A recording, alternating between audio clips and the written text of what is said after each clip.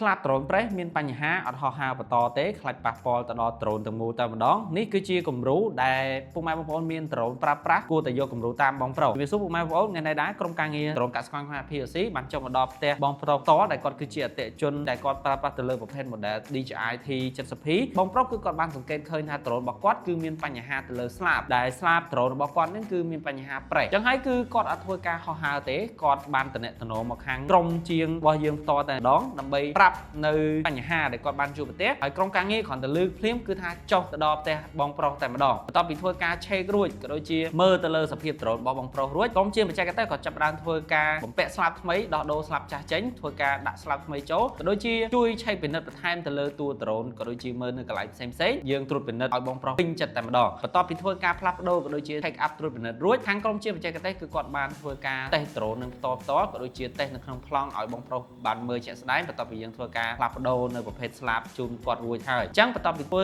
ការផ្លាស់ប្ដូរក៏ដូចជាការតេស្តរួចរាល់គឺថាអូខេវិញហើយដ្រូនបងប្រុសគឺអាចធ្វើការហោះហើរបានធម្មតាហើយនេះក៏ជាគំរូមួយការយកចិត្តទុកដាក់ក៏ដូចជាការការពារនៅដ្រូនពុកម៉ែបងប្អូនបើសិនជាមានចំណុចណាមួយមើលទៅវាខុសប្រក្រតីយើងមើលទៅថាវាអាចនឹងបង្កហានិភ័យសូមតំណែងមកក្រុមជាងបច្ចេកទេសរបស់ដ្រូនកសិកម្មខ្មែរ PLC ភ្លាមៗជៀសវាងការហោះតែមានបញ្ហាអាចបណ្ដាលមានបញ្ហាកាន់តែធំអញ្ចឹងអរគុណពុកម៉ែបងប្អូនសម្រាប់ការទស្សនាវីដេអូមួយនេះហើយយើងនឹងជួបគ្នានៅវីដេអូក្រោយនាំចូលនិងចែកចាយដោយក្រុមហ៊ុន PLC Profit Linker Cambodia